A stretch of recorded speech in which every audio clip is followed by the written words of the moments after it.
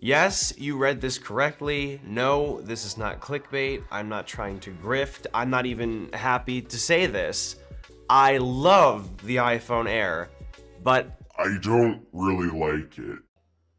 What the hell does it even mean? I'm glad you asked, glad you're here. Again, this isn't some kind of a sensationalized thing that I'm doing. I didn't pretend to like this phone only to find out that It kinda sucks. a lot of other creators have had a similar realization, but I am someone who is a historic Apple fanboy. I have been since I was a child. That's the whole reason I have this channel. I do this job. I mean, do you own a iPhone 10 running iOS 11? Do you own an iPod Touch 5th gen running iOS 6 just for this demo here? You don't, so My point is, I tend to idealize Apple products a bit, but then the honeymoon phase tapers off, and if I thought something was an 11 out of 10 or a 10 out of 10, it'll go down to a 9 or an 8, sometimes a 7, maybe even a 6 or a 5.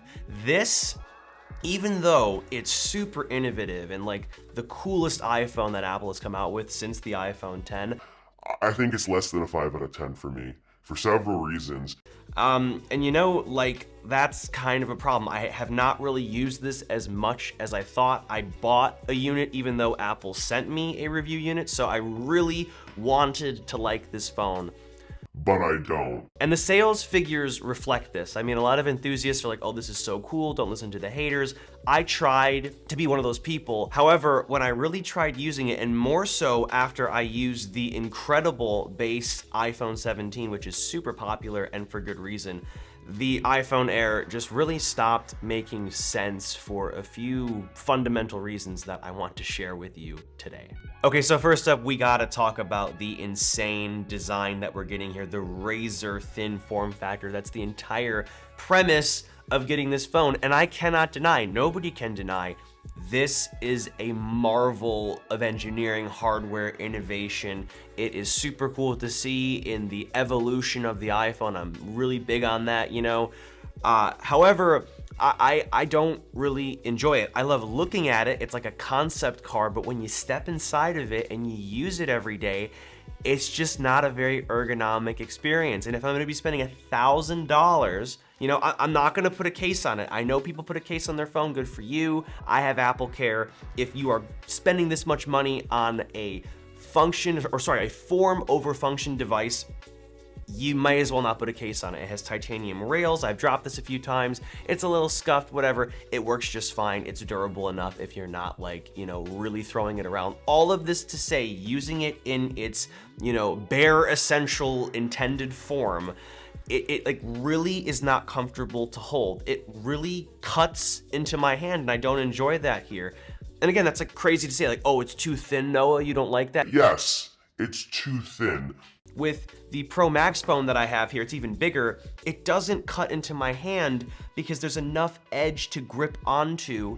You know what I'm saying? So it's like, it's sort of pushing outwards onto my hand, which is like, you know, average size, maybe a little bigger than average, you know, so I'm qualified to say this. Like, this is comfortable, this is ergonomic. Yes, it's thicker, but it's not cutting into my hand. Meanwhile, this, I really feel it digging into my hand here. This would be less of a problem if it was smaller, or rather, this device has the opposite problem, the iPod Touch 5th gen, or this design. I loved this back in the day in 2012 when it came out. I was super intrigued with how thin this was, but again, it had the opposite problem of it's too small, so as my hands got bigger, this just became a very cramped form factor. However, it doesn't dig into the sides of my hands, so I can really appreciate how feather light and thin this is. My solution or my recommendation to Apple, if You know, John Turnus is gonna listen to me. Love you, by the way. Hope you're the next CEO. Sorry for this video. no, if Apple made iPhone Air the size of iPhone 17, it would feel so much better in the hand. However, the 6.5-inch screen here, while well intended, while it's supposed to be sort of the middle ground between the Pro Max and the 17, yeah, it just makes this razor thin form factor a bit uncomfortable to hold. And once again, if that's the entire premise of this phone, all of the subsequent compromises that come with it, all the corners they had to cut to make sure they could get it this thin, become less worthwhile, and that's kind of like The rest of the point of this whole video here. Oh, real quick before I forget, this is really important. I was typing out the outline to this video at home and I was fiddling around with the Pro Max and the Air. I just had them in front of me just as a reference, right? And I was picking them up just subconsciously off the table and I realized how much harder it is to pick up. I'm not even exaggerating. Off of a flat surface, you really have to like pincer grip. Like there's not enough Like room for your finger meat. to like get on the phone here. Now with the case, it's a little bit easier, I would imagine, but not much more. And again, like you're paying $1,000 for this design. You're gonna wanna have it, you know, in its naked form. So this is like ergonomic. I probably just scratched the screen, that's great.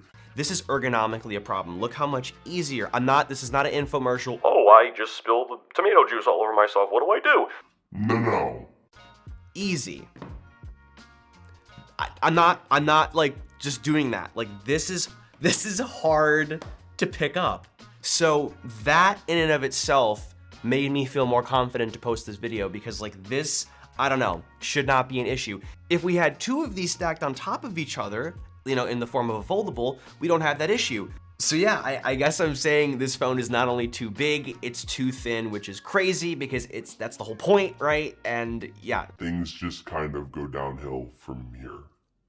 And as you can imagine, the first place the iPhone Air begins to fall apart, the most obvious aspect is its lackluster battery life. Everybody has been moaning and groaning about this since the beginning, even me to a degree in my initial coverage. Yes, I was idealizing it. Yes, I liked the design more. I really didn't think about the ergonomics yet, or I didn't use it enough to really realize that. But now that I don't like the, you know, sort of the practicality or the lack thereof in the design and the ergonomics, it's really clear that it's not worth the lackluster screen on time, the less than all day battery life, especially after I started using the iPhone 17 regularly, which is $200 less, and it affords you, like, let me check my notes here, 2.5 hours more of screen on time, which is just enough to get you into that, like, oh yeah, this is a solid all day phone if I'm a moderate user, not someone who's never on their phone. And then you're paying $100 to $200 less than a Pro phone, $200 less specifically compared to a Pro Max phone, which essentially doubles your battery life. Yes, you get 60% of the capacity here, but it's essentially double the battery life, 6 to 7 hours more, depending on if you get a, you know, eSIM only model or a SIM card model. So that's like quite a bit more functionality for just a bit more money. Plus you get better cameras and a bigger display and better thermals and all that. So, you know, if you really believe in the design, fantastic, good for you. You want this, you can have it, this jewelry-esque phone. If you're not on your phone all the time, great. But I don't know, I made the argument in my initial coverage like, Oh, you know, like I'm an abnormal user and like. and I tried to put myself into the shoes of a normal person and they could get by. After using the iPhone 17, I don't think so. this is definitely what you're gonna want. You can get through the day with lighter usage, but you have just enough left over so you don't have battery anxiety. This is, you know, just enough to do like light to somewhat moderate usage. And if you go beyond that, you're gonna need their $100 battery bank, which, you know, is ergonomic and looks nice and goes well with the phone. I give them that. But you're paying an extra cost here, 1/10 of the base iPhone Air, just so you can have probably almost Pro Max level battery. But this, of course, this workaround, this compromise isn't the last one on the list. Otherwise the video would be ending right now. And speaking of which, before we continue with the video here, I have a brief message from today's video sponsor, ESR, and some of their accessories for the iPhone 17 Pro Max and AirPods Pro, products you should probably buy over the iPhone Air. I've been nitpicking here. Anyway, I've been using their classic hybrid magnetic case on my iPhone, and it's a solid choice if you want something clean and effective. It keeps the phone slim, still lets the design show through, and doesn't mess with MagSafe at all. The magnetic hold is strong, charging still snaps on perfectly, and the camera guard gives you real protection without turning the iPhone into a brick. It also flips out into a stand, which ends up being surprisingly useful for watching videos or video calls. They also sent over their AirPods Pro case, which I honestly think is an essential accessory if you're using an iPhone and AirPods daily. The lid actually stays shut, it's protective without being bulky, and MagSafe charging just works. So everything can live on the same charger without you thinking about it. All in all, these are the kinds of accessories you put on once and then forget about, which is exactly how they should be. I'll leave the links down below if you want to check them out. But anyway, back to the video here. Two more areas where the iPhone Air falls apart are with its thermals, or the lack thereof, and its terrible front or top speaker. First up, let's talk about thermals. Every time I take this off the charger, it's hot. Every time I use this and I do anything beyond just normal stuff, maybe a little photo editing, I'm uploading something on Instagram to a story, I don't know. It gets hot. And what's such a shame is you have the same, or it's like a binge, so a slightly worse version of the Pro chip on the inside, the A19 Pro, paired with 12 gigs of RAM. And even though it's a great performer, you're not able to really use it. Because it's thermal throttling, like, immediately. And it's probably even worse than what you get with the MacBook Air, because this thing is so thin. And there's no like dedicated thermal, apparatus on the inside like you have with the 17 Pro, which basically makes the phone rarely or never overheat and allows you to use that A19 Pro to its max potential. I would even argue you're probably getting equivalent performance, if not possibly, this is just a claim on my end, feel free to fact check me, better performance with the iPhone 17 simply because the A19 is almost there and it can probably run more consistently because the thermals on the inside of this are infinitely better than what's going on here. And of course, the iPhone 17 Pro surpasses both because it has a literal vapor chamber. But anyway, in terms of performance, it's a bit wasted here. I think the only reason why they put the A19 Pro chip in here is because it's more power efficient. Other than that, you really cannot make use of it. So you may as well just get an iPhone 17 if like you're thinking, oh, well, I want a more powerful phone, so I'll go to the next best thing. No. You may as well just get this. And yeah, I just don't like how I paid this much and it gets this hot. I'm sure this is something they can solve in the future, but we're kind of having some limitations here, much like the fact that we don't have a solid state, some kind of a new gen battery in here, and of course the thermals are just not great. So I'm sure there's some future workaround if they decide to have a non-foldable phone this thin. And I feel like I'm being harsh, but again, like, I don't like the design anymore. I like the way it looks. I don't like the way it feels. So this just all becomes even more apparent, just like the horrible front speaker. That's something I thought I could also live with as well. But then when you're using it every day for like, content, and for example, I use ChatGPT voice when I go back and forth between the Pro Max and also too, again, the iPhone 17. The iPhone 17 radicalized me. Because like it has really decent, components on the inside here, decent stereo speakers, decent battery life. Here is the iPhone 17 speaker. I'm gonna put it full blast with some non-copyright music.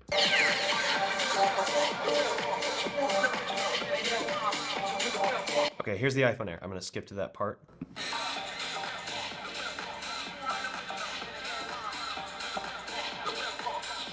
Is it the worst thing I ever heard? No. Does it sound like it's coming from a tiny tin can? Yes. And the fact that I paid $200 more for that is just unacceptable. I mean, yes, I know that they couldn't cram it on the inside. It was impossible. They had to get more battery in there. But again, like I said, if the premise is the design, and if the design, in my opinion, is not ergonomic, it's like, damn, this sucks. So much like with battery life, if you're a normal person, not a pro user, a normal person, and you make speaker phone calls, and you play music out loud, you're on TikTok, you're on Twitter, you're just playing stuff out loud without your AirPods. I don't always have my AirPods in. You're using ChatGPT voice. That's more niche, but like I do it enough to where like it sounds so much worse with this tinny little top speaker. I get pissed off that like I don't have that sound quality here. It's like a really like you need a good speaker set. I don't know. Like I thought it was something I could live without. We definitely did years ago. I mean, the speaker quality has infinitely improved and they've, made it so much more rich and bassy and vibrant and whatever. Compared to older iPhones, it's like 1,000 times better. But I don't want to go backwards. You know what I mean? Like, I don't want to go to like 10-year-old iPhone speaker quality.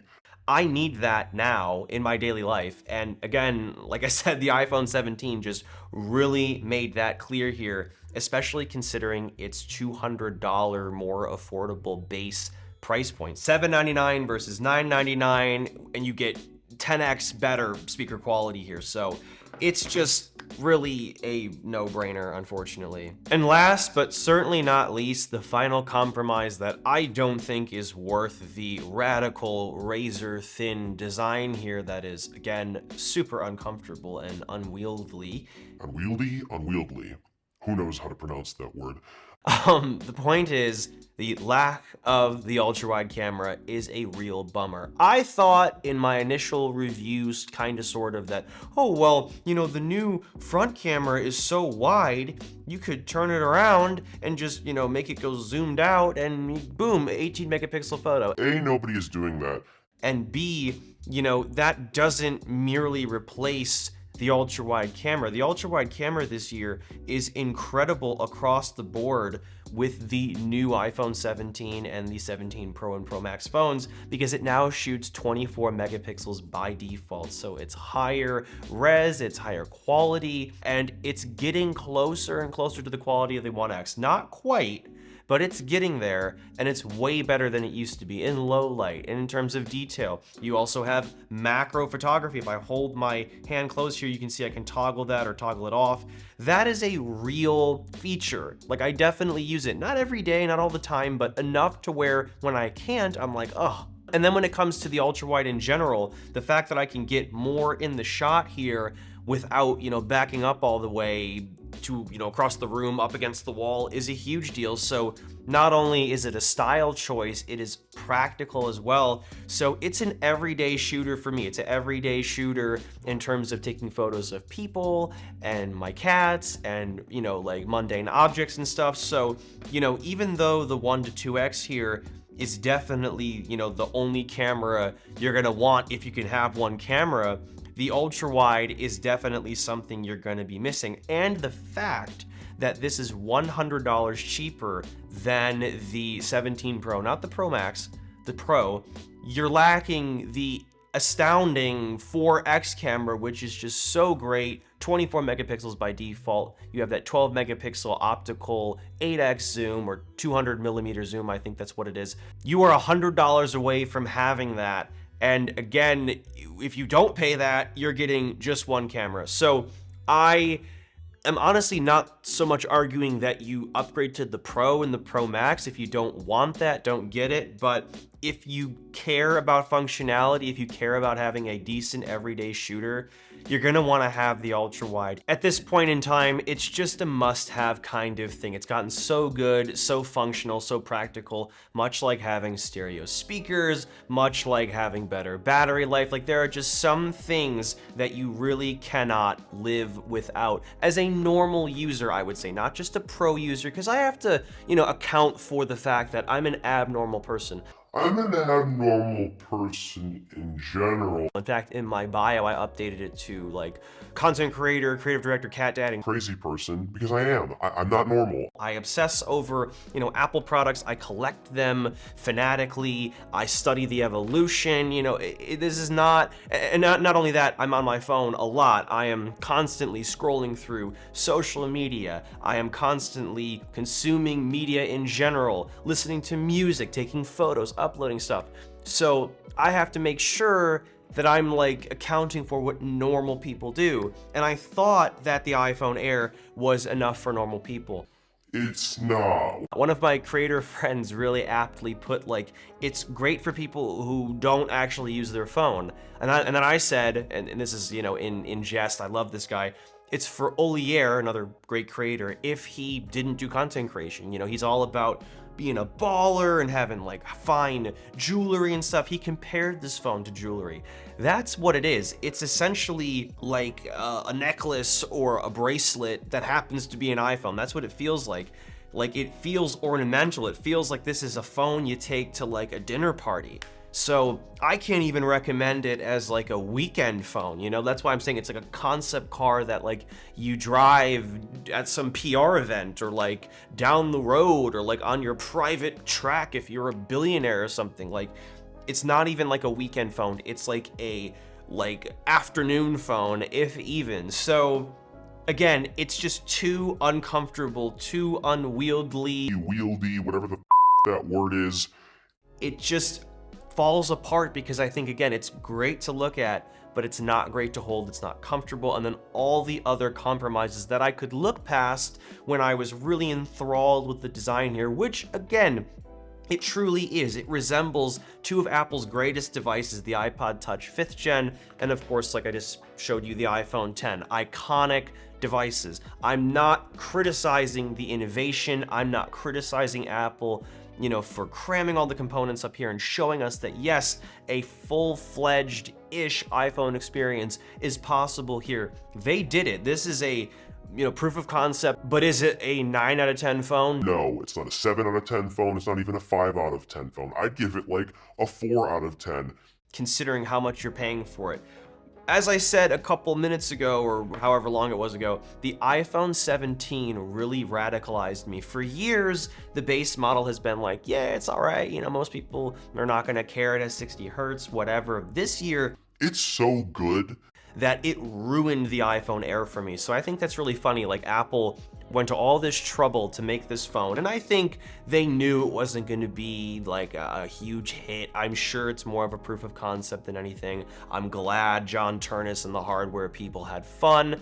You know, this seems more like a demonstration than an actual, you know, phone that you should buy. And again, sales figures reflect this. It's just funny how they released like the best base affordable iPhone the same year as this. Like, if the iPhone 17 wasn't so good, I probably would give this phone a 6 out of 10. But the iPhone 17, just again, it radicalized me. And you feel like, wow, like this really falls apart as a phone, because like I said in my iPhone 17 review, this is comfortable, this is lightweight, this is minimal. And yes, it doesn't look as cool as the iPhone Air, but it's like way more functional. So that is why I will reiterate here, I love the iPhone Air as a concept in the evolution of the iPhone, as an Apple fanatic, as a fanboy, and maybe as someone who can afford to have this be an afternoon dinner party phone, because this is my job. But if I wasn't doing this, and I bought this, I would be disappointed. I would be looking at other people's phones and being like, wow, My speaker doesn't sound so good. My phone dies before the end of the day. Why is my phone getting hot? you know, why am I not getting max performance here? And what else did I say? Oh, and where's the ultra-wide camera? I missed that. Like, I would be so upset if I upgraded from my 16 Pro Max or whatever and only had one camera thinking it was gonna be okay, only to find out that this phone is incredibly uncomfortable to hold and just, you know, wield everywhere. Like, I feel like I'm gonna drop it. I feel like it's cutting into my hand. I'm gonna stop, you know, complaining, even though I love to. I mean, I am a Jew and we kvetch and complain. So for once, it's nice to complain a little bit. I hope this doesn't sort of shake your view of my coverage. I, again, have a bias towards Apple products. I do. It's very clear. I only really talk about them. But in this case, I must admit, I really did idealize this phone, and I have to tell you that. It really came crashing down. I've also done that with people too, but that's a whole nother story that I'm not going to tell. So anyway. Relatable. Anyway, thanks for tuning in. Once again, check out my link to ESR down below. And hopefully the next version of the iPhone Air is more than a proof of concept. And as always, I'm Noah, and I will catch you all in the next one.